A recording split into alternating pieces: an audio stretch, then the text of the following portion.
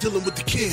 If you wanna come and get it, let the outlaw get you out your seats. You want sports talk, politics, he don't give a shit. Rocha says speaks, follow it. About to issue y'all a masterclass. You wanna pass? Gunslinging the new podcasting candy ass. Grab a top bench, get information. It's your boy John Rocha. Welcome to the Outlaw Nation.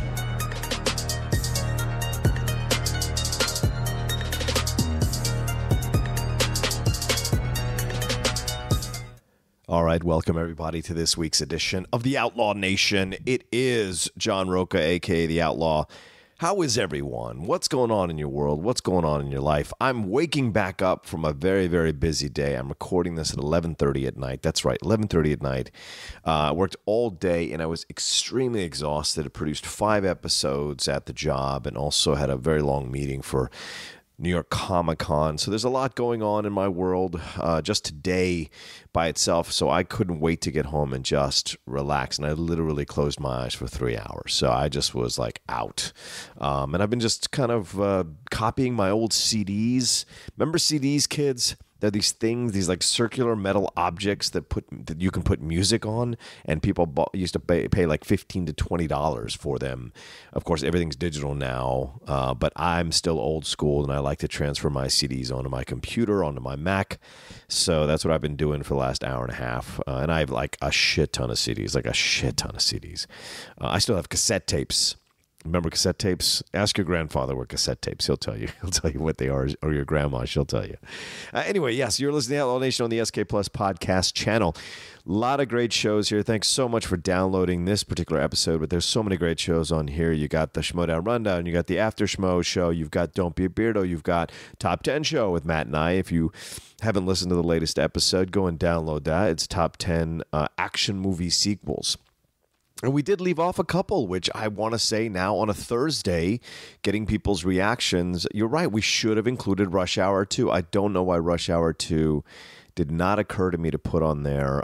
It certainly belonged in the conversation. So, this is the way it goes sometimes with these episodes, is that you just forget, or you have so many movies to go through that like something slips through the cracks. So it's just how it is sometimes on the Top 10 show. Anyway, that's all there on the SK Plus podcast channel, which you're listening to now with the Outlaw Nation. Oh, and the Wanger show as well. That's on there as well. So please, leave them notes or leave them comments, leave them ratings, all those things you're supposed to do to support the network and to support the shows on the network. And I think there's a new show coming from Ace and RB3, and I'm sorry, but the name slips my mind right now, but I know it's something. They're going to explain the world, something like that. RB3 and Ace, or Ace and RB3 explain the world. I think I'm around close to the title, so there it is.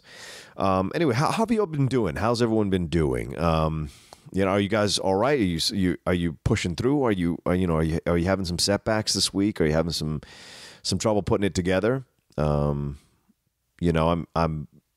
been getting your messages. I've been getting everyone's support, especially over the last 24 hours. It's been really amazing. I just had this thing where everything was happening with the Schmoedown, and I was like looking at the fan page, and Christian said to me, he's like, dude, you're the outlaw. Your fan page, look at Action Army. They have 600 something members. Your fan group has 240 members, and you haven't done anything. You haven't participated at all, and it's still got 240 members. What does that tell you? Wait, why don't you go in, say you're going to participate, do these things, and make a little effort, and you'll see how it increases. And damn if he wasn't right. We're almost up to 700 members in less than 24 or in 24 hours, which is pretty amazing. So I'm so overwhelmed by everyone who has supported the Outlaw Nation, who's left the comments, who came over and became a member. I really appreciate all of that. It's been amazing to kind of walk into this world again of the Outlaw. Because when I created the Outlaw with Christian, and then I really took it and fought through all the setbacks, and went after things and was hungry, and created the heel persona and did all the things that I did. I wanted to achieve the heights of greatness in the Schmoedown, and I did it. I won the tag team belt. I won the singles belt, and I lost them in the next match, but it wasn't like I got blown out. Those were very close matches that all went down to the last question. That's how it goes sometimes in life, man. Sometimes it's just not. It's not your day. day to get everything, or do everything. So it just didn't work out that time. So that's unfortunate for both times, rather. And I've tried to get it back on the tag team, but we fell apart against the Patriots, and unfortunately, Team Action took us out. But they got lucky. That's all there is to it. And if they lose to Above the Line, we might see them again. We'll see. There's been a lot of drama. People are like, oh, the number one contenders match. I want to say it to you now, like I told them on take 3, I said, we don't care about the number one contenders match. This isn't about that. This is about us versus Team Action, knowledge versus knowledge. Let's go toe-to-toe. Let's see what's up. And like I said, if we lose, stand up, shake the hand, no problem. Say you guys are better than us at this point, and we need to go and do more work. Or we need to break up. Who knows? Anything could happen in the Schmoedown with Team Top 10 and, the rules and everything that's happening with Christian stepping away. I don't know what's going to happen with that or who's going to be the new commissioner. There's a lot of rumors. A lot of people want to throw their hats in there. People have been suggesting me for commissioner. No. I'm not anywhere near ready to be the commissioner of the Schmoedown. So just get that idea out of your heads. There are other people who want it, but my heart's still in competing. So I'm not going to do that. I still want the belts. I still want my shot at the singles belt as well. So there's the stuff I got to go through. And speaking of which, there's it's been over 24 hours, so I think we can talk about it. If you haven't watched the 5-way yet, then here's a spoiler alert for you. Spoiler alert, won't listen. Spoiler alert, don't listen.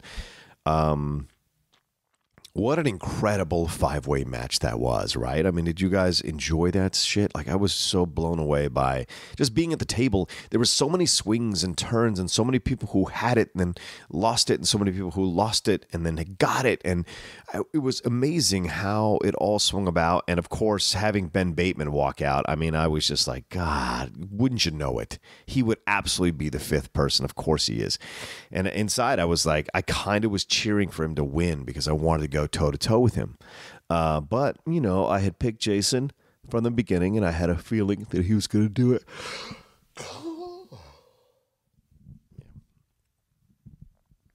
I had a feeling I picked Jason, and I had a feeling he was going to do it. And, he kind of stepped up and really took it. And, because he'd been coming on strong with Team Trek, and I thought it wasn't just Scott anymore. I felt like Jason was really like kind of dedicating himself and focusing, and that's what you can say about Team Action as well. Like Ben and Andrew have been studying; those guys have been studying. They didn't just take a page out of my book on the heel side of things. They also took a page out of my book as studiers of trivia, studiers of movie trivia, and even getting themselves to know things about movies they may not have seen, but at least they'll memorize facts, and so that's the thing that I kind of let it go because I took so many of them. I've kind of let my knowledge kind of speak for itself, so we'll see how that helps me in the singles tournament. But but I'm excited to take on Jason. He fought a hell of a match.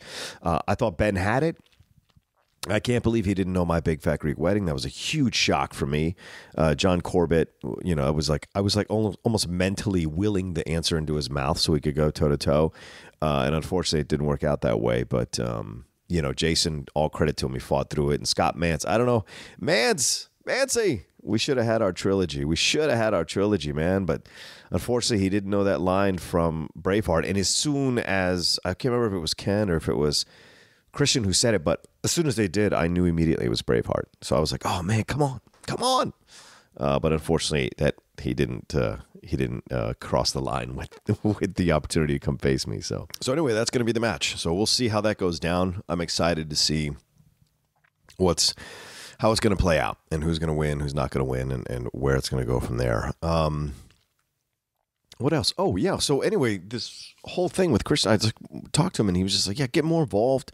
So it just sparked. I've kind of been looking how to get more involved in Outlaw, how to do something with Outlaw Nation, right? I didn't know if there were any, like everybody's been kind of, when you get in the Movie Trivia Schmoedown page, it feels like, I'm old news. It feels like all these people want want the new kids on the block, want the new competitors. They're all behind the new competitors that I kind of thought that maybe the Outlaw Nation had gone by the wayside or had kind of lost its strength.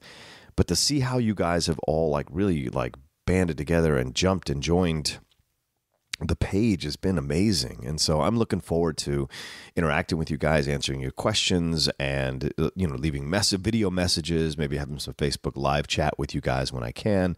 All of that I'm excited to do. So, I'm definitely planning on spending more time on the page and organizing stuff. Who knows, for people who are around in the California area, or maybe, if I'm traveling around, because I'll be at New York Comic Con the first week of October. So hopefully there'll be obviously I think we'll have a Collider Q&A, and then we'll have to figure out what we do from there. Are we going to do a little Outlaw Nation get together of people who are in New York? And maybe we all just meet up somewhere at a bar or grab food or whatever and just hang out and shoot the shit. So that'd be fun too. So we'll see how that all plays out. But this is the baby step stages of Outlaw Nation, because now we got to figure out what we're going to do with all these people. It looks like almost 700 people, different backgrounds, different countries, different talents. People want to do T-shirts, people want to do slogans, people want to do all that kind of stuff. So maybe there's a way to really expand this thing out, and then maybe we can turn into a force for good or for change. So you never know. We'll see how it all plays out. Anyway, all right. So that's what's been going on in my world. It's been a crazy hectic week. We're in the 4th week of me working at Collider. It's been amazing. It's been awesome. Every day is full of stuff to do. Stuff I have to handle, and obviously everyone else is working really hard too, and also you getting to know everyone on a 5-day 40-hour basis. So it's been fun. I mean, it hasn't been without its challenges. As I get up to speed and get more knowledge about what I need to do there, it's not without its challenges, but it is a lot of fun to be there. Did you guys enjoy last week's episode with Steve? I thought that went really, really well with Steve, and talking about climate change and everything involved with that. And of course, we know the hurricane that we're dealing with now, which is unfortunate. And then Matt Nose coming on talking about it, and then us talking about our Schmoedown match with Team Action. I felt like last week was a really fun episode with a lot of stuff to talk about. It was chock full of things, and so I felt like this week we could be a little more chill about everything going on with that. I was supposed to have a guest. Unfortunately, there was a mix-up in communication and scheduling, and she could not come on this week. But maybe in a couple weeks, when her schedule kind of dies down a little bit again, I will bring her on. Let's see what else. I'll also be looking at bringing on some people suggested bring on more than just Collider people. And this is what I want to do with Outlaw Nation. I want to start expanding the nation. I want to see, who do you guys want me to talk to, not just about TV and entertainment and comic books and geek stuff. I mean, who do you want me to talk to, who's into health, or into wellness, or into working out, or into politics, or into whatever's going on in the world, new and exciting ways to reorganize your life. Or maybe we can talk to a financial consultant, what do they recommend you do with your money? What do they recommend you do with your life? How to take the steps.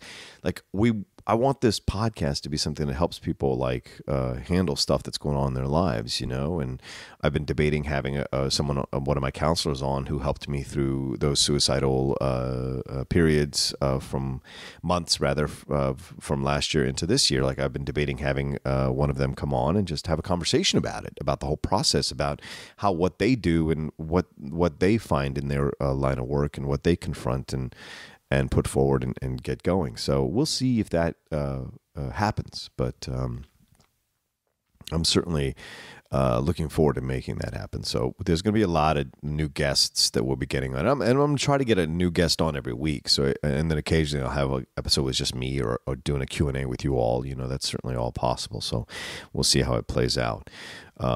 What else is going on? I've been watching some films. I don't know. I saw Kingsman 2. I don't want to ruin anything too much. You can go see the non-spoiler review with me and Mark Riley over on the Collider YouTube channel. We talk about it for half an hour. I also got to see the trailer for the new trailer for Tomb Raider. We did a review of that, Perry Nemiroff and I. And then Dennis Zeng and I did a review of the new Punisher trailer on Netflix. Man, that looks good. Have you seen the trailer? Go right now. Stop this podcast if you haven't seen the trailer. Pause it. So you can come back to this podcast, but pause it, go to YouTube or go wherever you need to watch it on your computer or whatever, and enjoy that damn trailer, because that is the Punisher. What you see in that trailer is the actual Punisher. Bernthal was an interesting choice. I wasn't 100% behind that choice. I didn't know what to expect from what he was going to do with Punisher, but it looks like he really kicked a lot of ass with it and really brought it to life. And I know I enjoyed him in Daredevil season 2, but it looks like he really brought it to life for this Punisher, this version of it on Marvel on television. So it looks like it's going to be a lot of fun and really hit all the right notes that you want from Frank Castle, which is a badass who takes no prisoners, fights whoever he needs to fight to get to what he needs to get to and solve the crimes or go above and beyond and like, you know, save his city. And also explore like the deeper limits or the deeper, deeper levels of corruption. There we go. Deeper levels of corruption that are going on with whoever he's going to face. So it looks cool. If you watch the Tomb Raider trailer, it looks cool too. It looks like they took the video game and just put it into a live action. So this may be the first video game movie that actually succeeds, which is weird because, I mean, Lara Croft, the Angelina Jolie, I don't really consider it a video game movie. Obviously, she is a video game character, and it was based on video games, but it doesn't feel like a video game movie, you know, whereas this one really feels like a video game movie. So I'm excited to see how that plays out. Also this week, there was some stuff with Star Wars. Like there was a lot of stuff with J.J. Abrams. What did y'all think of that stuff? That was nuts. People are starting a petition to fire J.J. Abrams. Like, what is that all about? What fan culture is just getting so out of control. You know, I mean, these people have been assigned. They've done the work. They've directed a film. You know, they directed a number of films, and he JJ in his case, like he brought back Star Wars from almost the dead. I mean, a lot of people did not like the prequels. I know there are people who defend the prequels, but a lot of people didn't like the prequels. And if you're deluded into thinking that Star Wars IP and Star Wars credibility hadn't taken a dive after the prequels, you're crazy. It totally did. I was one of those people that wasn't into Star Wars anymore because of those prequels. And so when it came back, and it came back the way it did, JJ did a great job bringing it back. And maybe combined with him and Chris Terrio, we're going to have ourselves a great script, and we're going to have ourselves a good movie and a fitting end to this particular trilogy. So we'll see. I mean, Last Jedi is just around the corner. We're almost in October, which is my birthday month. My birthday's on October 23rd. So, you know, if you're thinking of buying me something, I don't know what I was going to go with that, but if you're thinking of buying me something, maybe I'll put a P.O. box or something, and you guys can send me cards if you want to send me cards, or you want to send stuff, whatever. I don't know. I'm not trying to be like, you know, cocky or anything like that. If you'd like to send me something, I suppose that'd be great. You know, so you guys have been very complimentary and positive and about the ways that the podcast has helped you, you know, kind of do great things in your life. And it's so amazing to get these messages from all of you. Like I'm really blown away by some of the words I read from you on Twitter and your DMs and on Facebook when you guys reach out to me. It's really humbling, you know. And for those of you who feel like maybe you're the only ones that feel this way, you're not. There's so many people who feel this way about the world, and I'm happy about it. You know, I'm happy that you guys have someone that you can talk to, someone that you can, you know, kind of reach out to and, you know, put your stuff through. There's a gentleman here who sent me a message. I'm trying to find it. Yeah, there's a kid who's 15 years old from Puerto Rico. He came to tell you that I love the Cinephiles he feels bad that he can't support the show on Patreon. But he wants to recommend E.T. And at some point, maybe we'll get to that. Who knows? Who can say? But, you know, there's so many messages I get from you guys that talk about how the Outlaw Nation, or how, like, seeing my journey has really motivated you all. And that's it's very moving, you know, and I thoroughly appreciate it when people leave me messages like that. And I can't always respond to every single one, but I really appreciate reading them, you know, because I'm just surprised by some of the things that you guys say and some of the honesty that you have in your messages, right? There's a guy, I don't want to give any names out, right? He says, Mr. Rocha, hi, ever since I was small, I've never been one of the best at anything. I've never been the strongest, never been the fastest, never been the smartest. No matter how much I worked at it, there was always someone better than me. This all changed when I randomly discovered the Schmoedown, and more specifically discovered you and the Outlaw. both you and the show proved to me that not everyone has to be strong in the traditional ways. It proved that being strong in some more niche ways, such as trivia, holds value in their own way. You've also shown me that to get what you want in life, you need to work at it, but you also need the confidence in yourself to succeed. That's true. Nothing. If you work at it and you have no confidence, when the moment comes, you might not be able to step up to the plate and carry the ball across the line. You might fumble it. It's very important. He goes on to say, this is something I've always lacked because I would resign myself to knowing that I couldn't beat the best. You've proved to me that no matter the mountain in front of you, you need to believe in yourself in order to conquer it. Due to this invaluable lesson, I became one of the best trivia players in my university, even beating a whole bar's worth of teams while I was playing by myself. That's amazing. My grades improved and I got better in my sports. Why? Because I believed in myself. I knew that no matter what I faced, I could succeed. I am forever grateful and indebted to you for that. Thank you for showing me the keys to success. You've made my life so much more fulfilling, and it's all because of you and the Schmoedown. See, that's amazing. Those are words that people like. It's amazing to know that something we do, which is a movie trivia contest, but like the characters we portray, the interviews we do, and then of course these podcasts where we really reveal who we are as people and what got us to where we are, especially that Don't Be a Beardo podcast I did. You really get to know me and how I work and the things that I've gone through to be where I'm at now. To feel how much that moves people is it's humbling. It's incredibly humbling. I mean, I never thought like people would be that invested in my world or my journey, but it's like I put my mind to something and I climbed out of hell. I was thinking about that tonight after I woke up. I was just kind of watching television a little bit, kind of, getting my head back in order.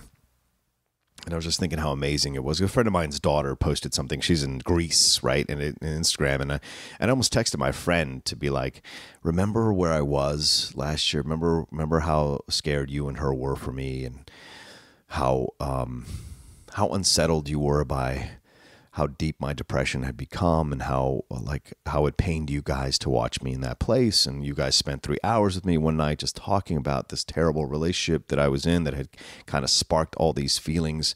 Was the straw that broke the camel's back for the stuff that I've been, kind of struggling with my whole life. Remember those days, and it's just amazing to think about that and to climb out of all of that, thanks to a lot of help from my friends and some outside help from counselors, to the point where like those days they seem like a lifetime ago, and every once in a while I'll have a bad day. I think we all have those days where we get really sad, or we get like we walk across the lines of depression, but we don't like jump into the pool.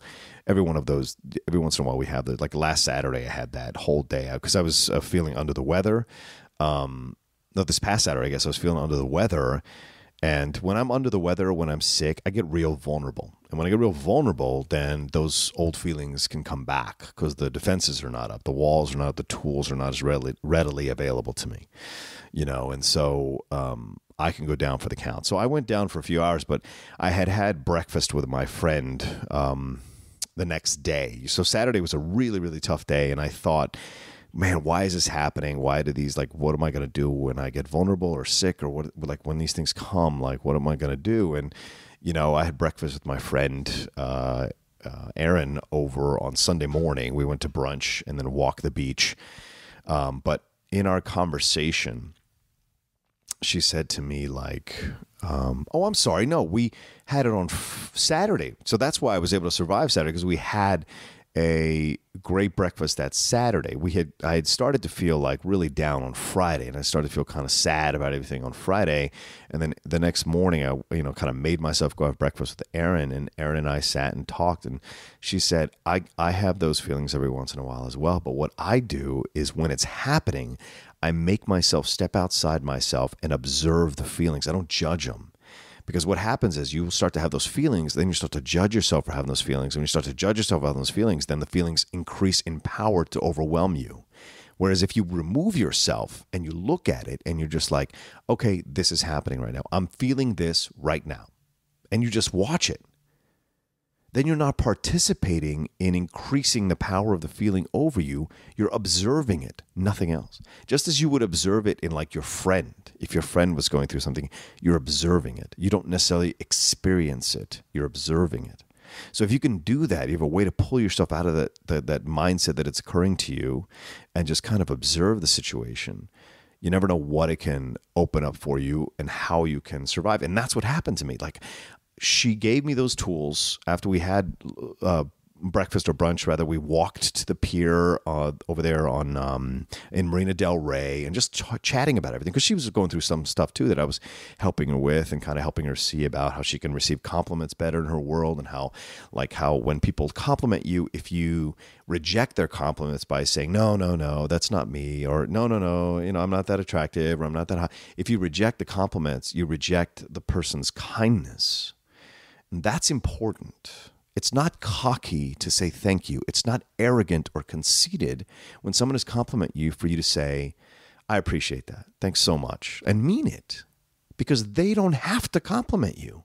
They don't have to do it, but they want to in that moment.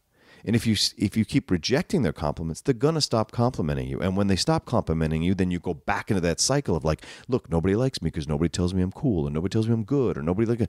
Of course, you are the only one that should be telling yourself that, because that's when you reach that level of true love for yourself.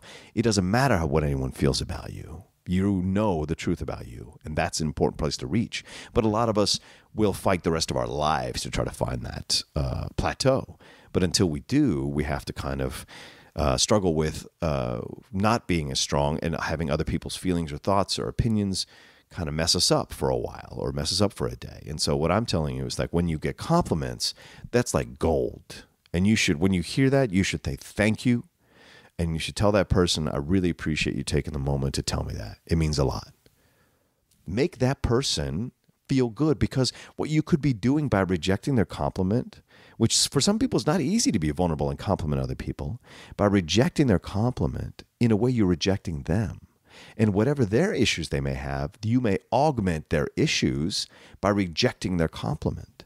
And so they are like, well, see, my word has no value even with a friend of mine.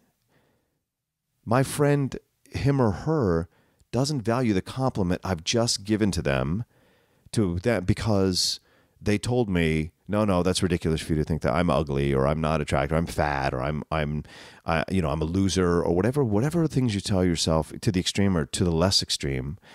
When someone tries to compliment you, your defense mechanism is to point out the negative things about yourself.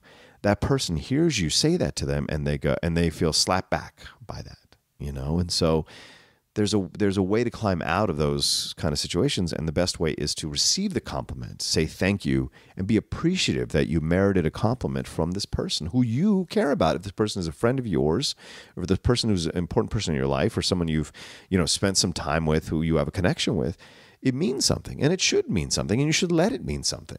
It takes just as much energy to lift yourself up as it does to put yourself down. In fact, it takes less energy to lift yourself up than to put yourself down. It takes more energy to put yourself down. So those are the things that you have to kind of like come to terms with for yourselves. So anyway, this is what we talked about.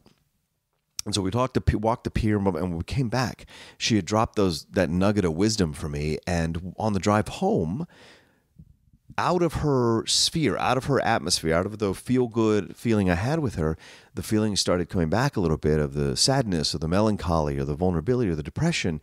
And I went, oh, okay, this is happening right now. No judgment. I didn't go, oh man, why is this happening? Or why does this come back? Or why can't I get past this? I was just like, okay, this is happening. And we're moving past it. And that's what happened. I just observed it, removed its power, and I just let it sit there. And I went on with my day. And damn if it didn't go away by the next morning. And so it's just those little things, little tools that you can develop in your world, in your life, that will help you power through moments, power through situations, and help you find your strength. And it's really important for you to do that. So for those of you who are more well-adjusted, thanks for listening to that. I appreciate you. If you don't have these feelings, if you don't go through these moments of depression, or these moments of sadness or melancholy, or the moments of feeling of loss of self-worth, like I applaud you. I am envious of you, and I hope to achieve that level someday. So there you go. That's my compliment to you all. Congratulations for being in a better situation inside yourself. That's a good thing too.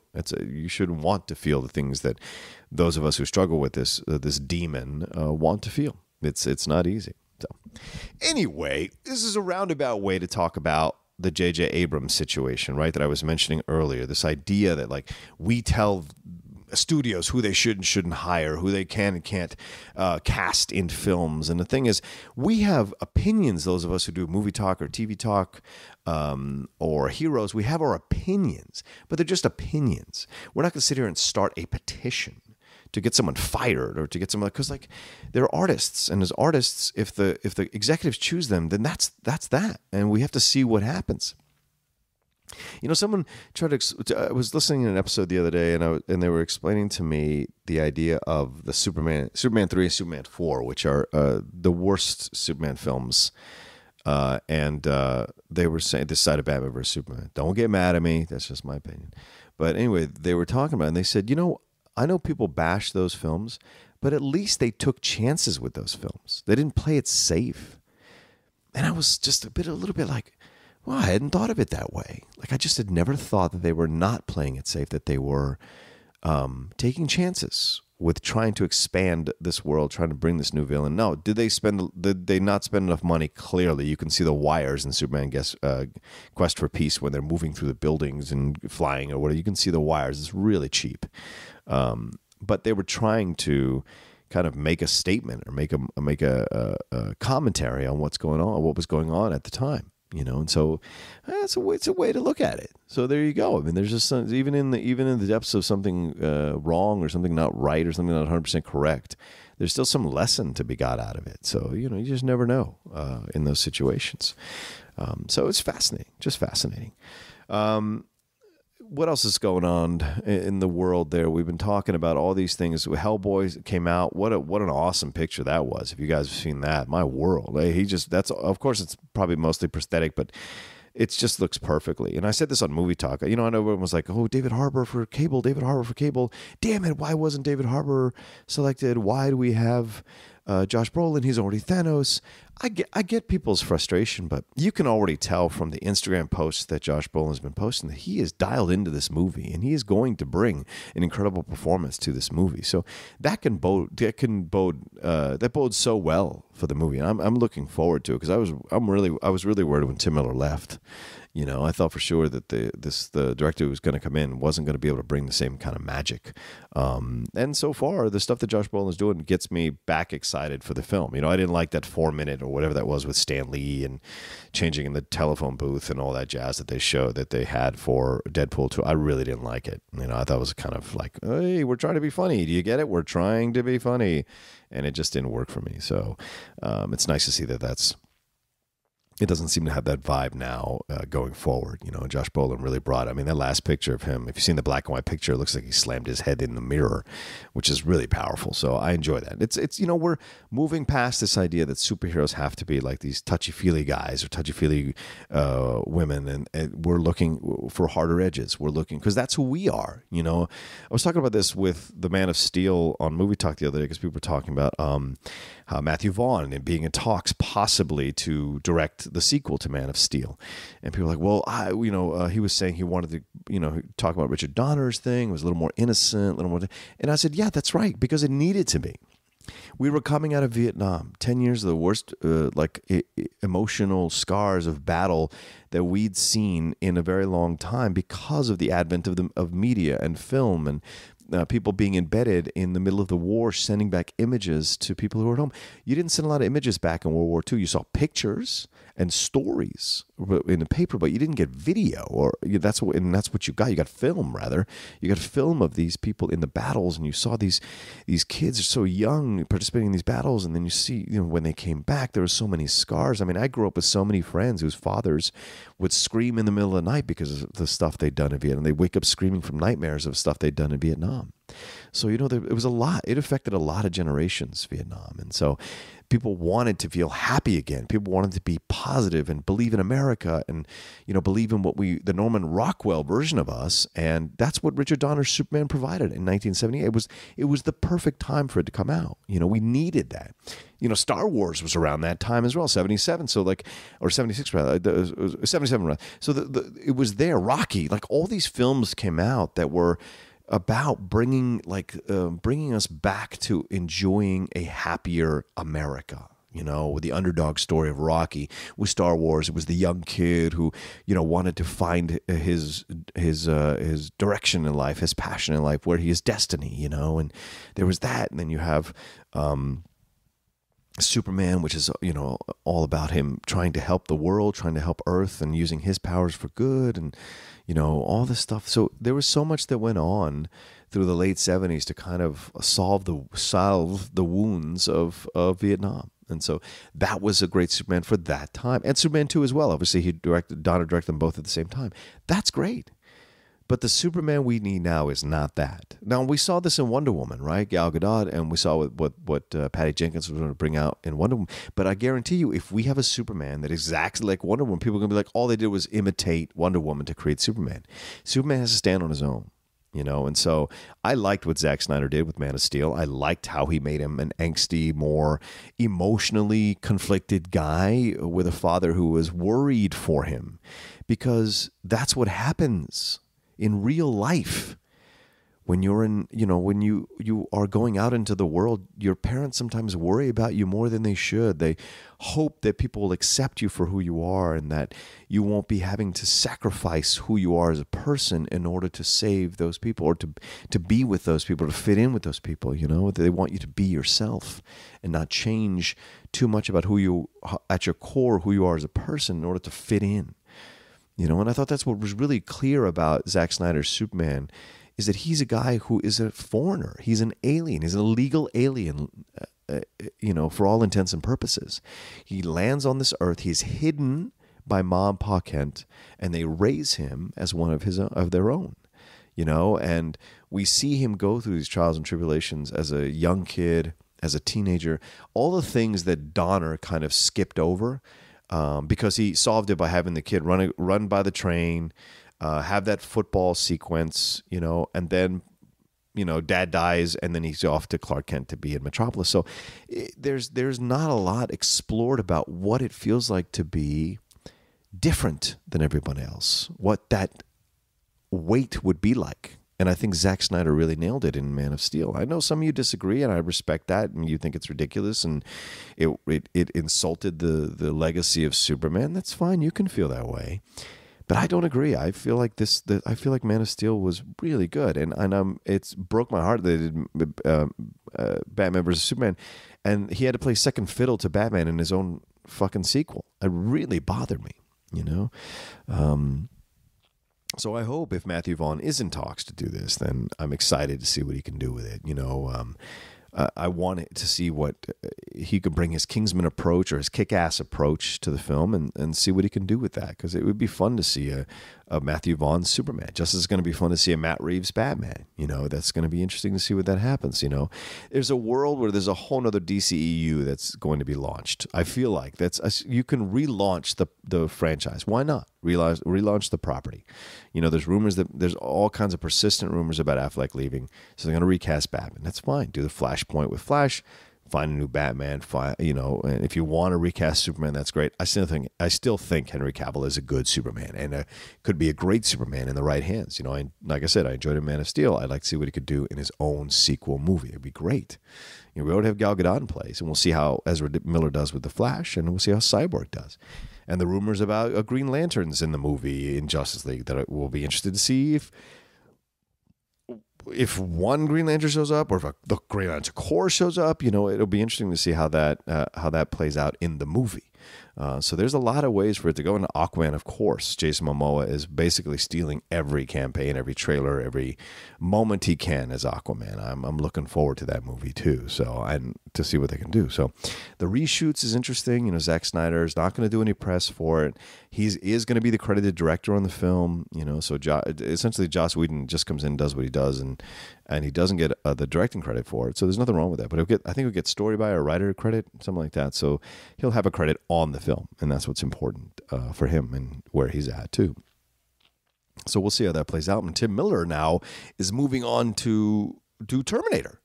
And Linda Hamilton is returning to Terminator. This is amazing. It pairs with Jamie Lee Curtis coming back to Halloween. You know, these older actresses, they find they're still in need in these franchises and these properties, and I couldn't be more excited. I love that Linda Hamilton is coming back to Terminator.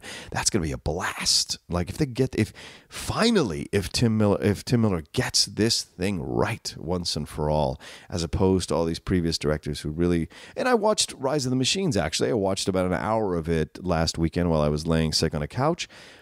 Christina Loken did a nice job as the Terminator in that film. It's not bad. Claire Danes is good in the film. Nick Stahl is good.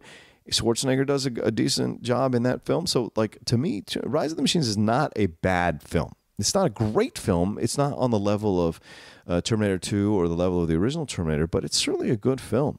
And so 4 is where it falls apart, and then, you know, Salvation and then Genesis is where it really craps the bed.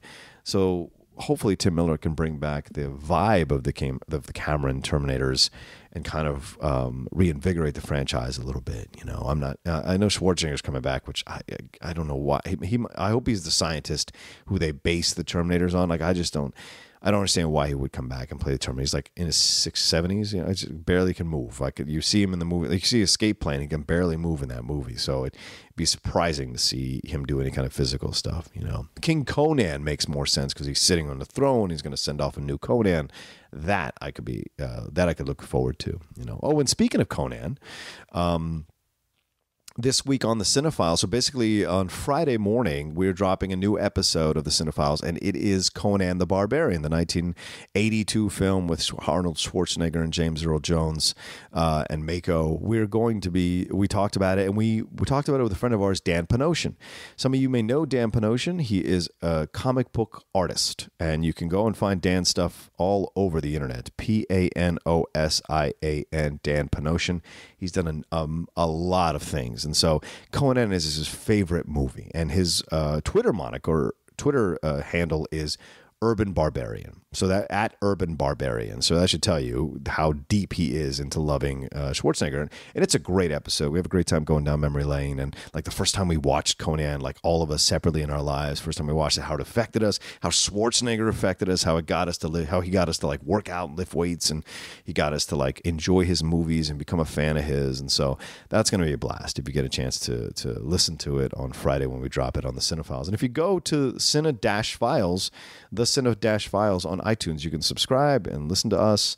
I think we're on Stitcher as well and Android apps, and so we're good to go there. And we're on YouTube as well, so we're all over the place. You know, we have a great little Patreon if you want to contribute. If you enjoy the show, enjoy the podcast, you can contribute there too. So it's a great time. But anyway, I'm looking forward to you guys listening to us talk about Conan the Barbarian, because that's one of my favorite films from the early 80s. Just a fantastic, enjoyable, you know, great film where you get a window into what Schwarzenegger's superstar status. Like, you see that it's going to happen for him. You can tell immediately he has that it factor that you can't really quantify or put your finger on, but you just know. And so when you rewatch the movie, even all these years later, 30 years, 35 years later, it still resonates. It still is a powerful movie and well done, you know. So it'll be interesting to see how you all think about what you all think about our discussion. If you leave comments, what have you, it'll be a good time. So anyway, we'll see what Tim Miller does with Terminator. That's going to be a blast. I think finally we'll have gotten a Terminator sequel that is worthy of the Terminator name. And of course, with Jamie Lee Curtis coming back to Halloween. Now, what does this mean? Because it's supposed to pick up right after the second one, like 30 years later or 40 years later. Obviously, Laurie Strode's still alive. So Michael Myers, I don't know, is he an older serial killer? He's an older, agent of the devil? I don't know. So we'll see how that plays out in the movies. And they're saying H2O never happened, Season of the Witch never happened, Curse of Michael Myers. Like, none of these films ever happened. They're just picking up after the second one. So I'm interested to see if we've got Jamie Lee Curtis's daughter or granddaughter being pursued by Michael Myers for some reason. Like, maybe this is a generational thing, you know, so that'll be fun to see what they do with that, you know. So I'm excited for it. You know, if nothing else, I'm excited for it. And John Carpenter coming back to produce it and possibly do some of the music for it. So it's got the right vibe, the right atmosphere that you want from something like that. And I can't wait to see what the first results are, you know. So boom, boom, boom. Put it all together. And then this news dropped this week that Star Wars is Last Jedi is going to drop their trailer during one of the Monday Night Football games in October. They didn't say which one, but they said in October they're going to drop the Last Jedi trailer during a Monday Night Football game. Obviously, they'll probably announce it before the game so people tune in and get the maximum amount of exposure to the trailer. But I can't wait, all this stuff that's happening with Lord and Miller, all the stuff that happened with Lord and Miller, all the stuff that's like all these rumors about Kathleen and of course her moving Colin Trevorrow out and putting in J.J. Abrams, all these rumors, going around and around.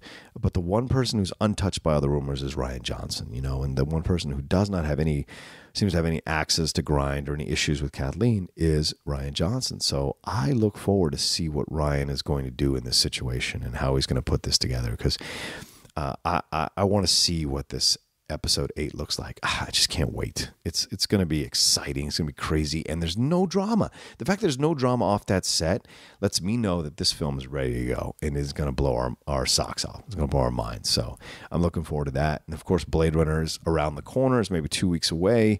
Hopefully I'll get into a pre-screening of that. And then I'm going to go see it in IMAX. There's no way I won't go see it in IMAX. So maybe the screening is in IMAX, which would be awesome, to experience that film. And I am a massive Blade Runner fan. It is in my top 10 of favorite films ever made, and it's one that's eminently rewatchable. Again, I was sick over the weekend or feeling under the weather over the weekend, and Terminator was on Blade Runner was on Sci-Fi, and I watched an hour of that thing. It's just, it's an addiction for me whenever it's on the television. So I'm looking forward to see what do Blade Runner 2049. And then on TV Talk today, Josh McCouga and Emma talked about how there's a Blade Runner anime short coming out by the director of Cowboy Bebop. So I'm looking forward to that. What kind of anime spin are they going to have on Blade Runner? Because obviously, there's Asian influences all through the original movie, and so I want to see how they can do that to an anime and how exciting that might be. So I look forward to all of it. I don't need to see another trailer. Let's just do this thing. Let's get it on. We're all ready, Let's see. Perry went to see Lego Ninjago on a screening last night, and Battle of the Sexes, the one with Steve Carell as Bobby Riggs and Billie Jean King, played by Emma Stone, rather. Sorry, it's late at night. Don't be mad at me, Emma Stone. So she said, I will absolutely go see that again. So that bodes well for me that I'm going to enjoy that movie, because I remember that. My dad would laugh at Bobby Riggs and the antics he pulled while they were doing that match with him and Billie Jean King. So this is going to be an interesting trip down memory lane to kind of explore that story all over again through the eyes of the film camera. So, and the actors and the writing, obviously, too. So that's going to be fun to see where that leads us. So there's a lot coming down the pike. There's a lot of people getting psyched up. People got Justice League around. My friend, I cannot name the name of my friend. His friends saw a secret early screening of Justice League. He started to tell us some of the hints in the movie, some of the spoilers in the movie, and I just ran away from him because I want to see this purely. I want to see this for the first time. I don't want to know what's going to happen. I don't want to know who's in it, who's not in it, and I don't want to know the storylines. I just want to see, and I don't want an opinion. I just want to see the film. That's all I want to do is see the film. So I hope, I'll get a chance to see that as a screener as well, or in one of the screenings as well. So we'll see. More and more, the stuff I do at Collider, more and more I'm getting asked to be +1s to everyone who's going to these screenings, because I don't mind. I don't have a relationship. I don't have a girlfriend. I'm happy to go at night to go see these screenings. I love movies, and I love taking the chance to go see new movies and seeing what they're all about and what you can get out of it. I also love going back to see old movies. I went to see Close Encounters of the Third Kind with my friend Shannon a couple of weeks ago. That was so great to see that film again in the theater. If you haven't seen Close Encounters of the Third Kind in a while, go watch it again. It's still topical, still holds up. The sci-fi, the wonder, the innocence, and also the skepticism of our authority, all of it is there and still as potent and relatable as today. Still, it still speaks to what's going on with us today in the world. So to me, I think it's a great film to go back and revisit. It is obviously one of Spielberg's best films, and Richard Dreyfuss is great. Richard Dreyfuss is fantastic. Melora Walters is great, or Melora Hardin rather is great. The kid is fantastic. Terry Garr, just being Terry Garr, all of it good. And you see what it's like when you are consumed by a vision, consumed by a passion that you have to see it to its end. Like sometimes some things come along in life, sometimes certain periods of your life, it just grabs you and it will not let you go until you find out why this has grabbed you. What is it about this that like interests you or makes you excited for it? It drives you to find out what this is all about. And so obviously Dreyfuss does this, and without him, like it seems almost, which is great to watch the movie again, it's almost like he can't control, like he has no idea that it looks ridiculous to everybody else because to him it feels so natural and so normal. So I love that because that's how the pursuit of the Schmoedown title is.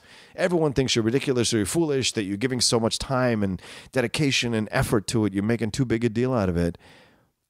And then you win that belt and you're like, nope, it was worth every single moment of frustration and angst or setbacks. It was worth it all just to win, you know? And so that was my obsession for a year, to get that belt off Dan, you know, and when it happened, I really couldn't believe it. As you saw my exclamation, you know, I was as shocked as anybody that I did it. So pretty amazing stuff. And that's how the film kind of connected with me, watching his journey, Dreyfuss' journey, as he gets really obsessed with this, you know, and juxtaposed with the more artistic Melora Hardin, who was almost resigned to the fact that her child was going to be taken, you know, and she had more of an artistic, more of a mystical point of view of the whole situation, you know, and whereas Richard was very like coming from a white collar family, or white collar situation, you know, he has a house, he does a job.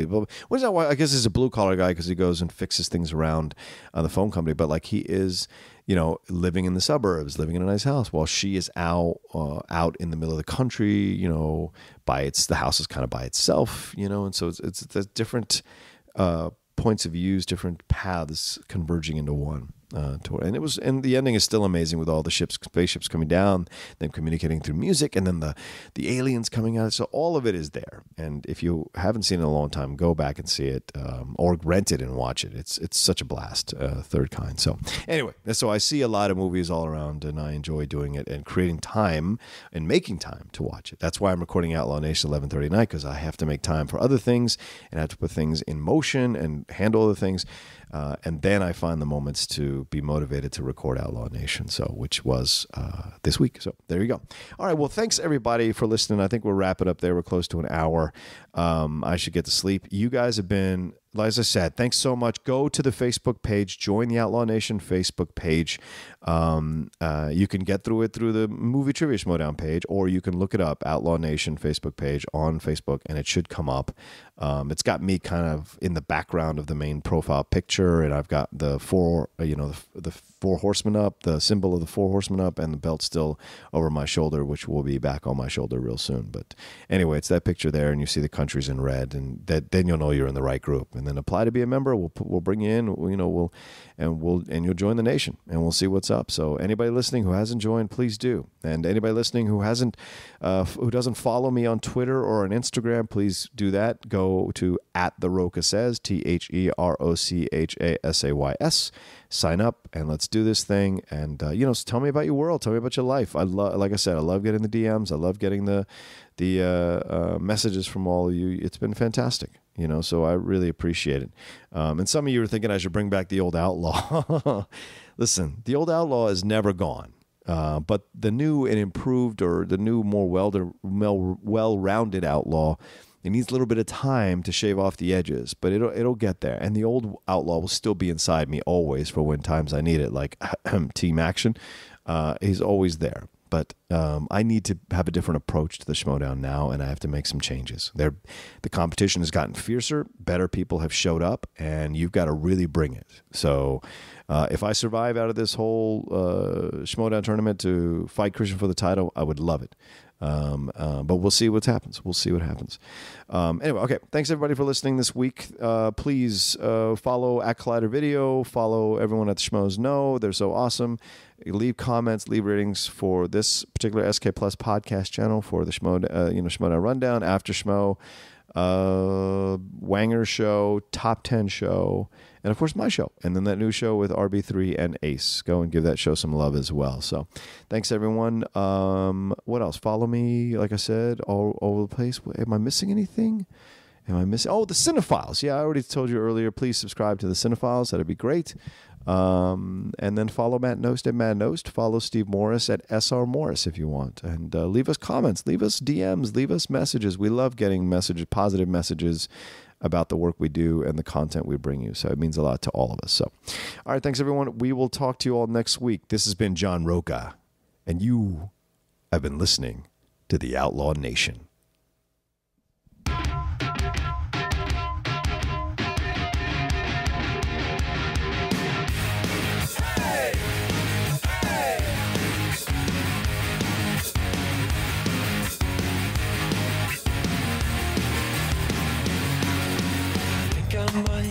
Go out tonight.